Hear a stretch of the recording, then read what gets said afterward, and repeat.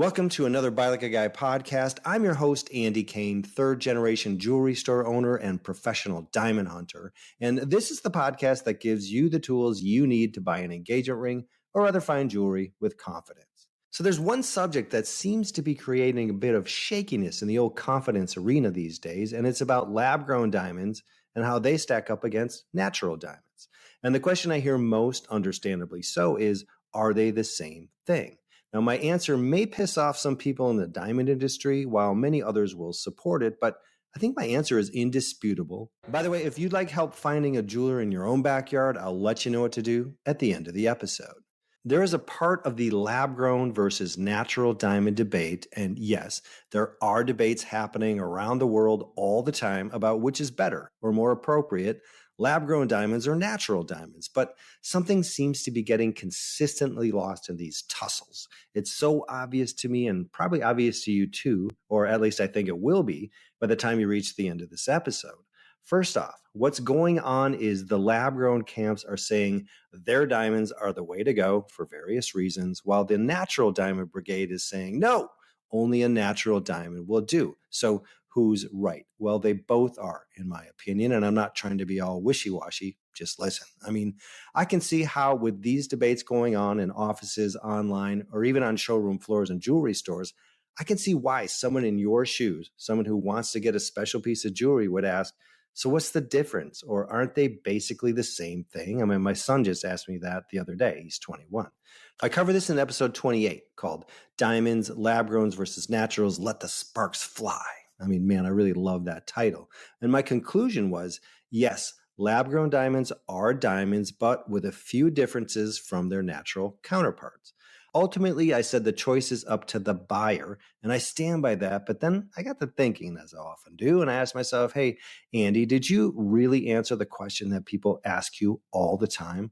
Aren't lab-grown diamonds and natural diamonds pretty much the same thing? Like I said, my son literally asked it last Saturday.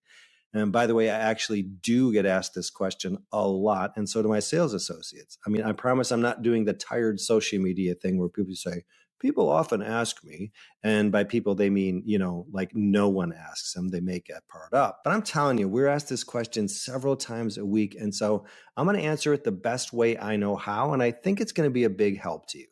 Before I do, I have 3 super quick stories that led me to record this episode. First, I watched a young man come in and buy a simple engagement ring last week, and he decided to get a lab-grown diamond after he talked it through with my sales associate, Susan. I mean, he was on cloud 9 when he walked out the door, and we were super excited for him because we could see and feel how excited he was to propose with the ring he just chose. Kind of rhymes.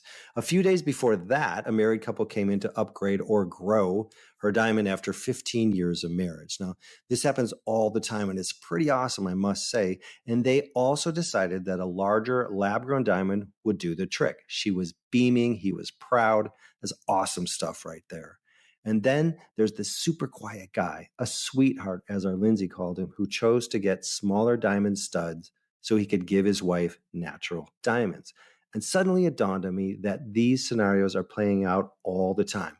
People are choosing either lab-grown diamonds or natural diamonds. And while there are some differences between them, ultimately, lab-grown diamonds and natural diamonds are the same thing because of what they do. And what do?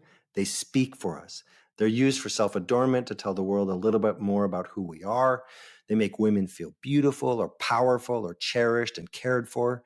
In short, diamonds, whether they're natural or lab-grown, are the great communicators in this world. Or as my buddy Jack used to say to me, and this is translated loosely, they fill the gap between our hearts, what we're trying to say, and our mouths, what we actually end up saying. I mean, we botch that shit all the time. That's why diamonds are so awesome. And Jack wasn't in the jewelry business, by the way. He started his professional life as a copywriter for Harley Davidson and ended by launching an Icelandic beer company by the name of Einstock. It's really good stuff.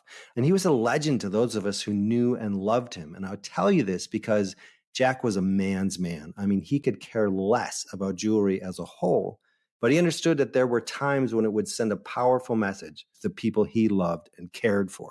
So I bet it sounds a lot like you, and I'm just kind of putting words to it. And so I maintain and humbly present to you my belief that lab-grown diamonds and natural diamonds are basically the same thing because of what they help us accomplish and communicate. And that is what I think gets lost in the daily debates and discussions that are swirling around these two versions of diamonds that are seemingly at odds with each other. The bottom line is either one fills that gap my buddy Jack so cleanly pointed out. And if that's true, then yes, they're basically the same thing.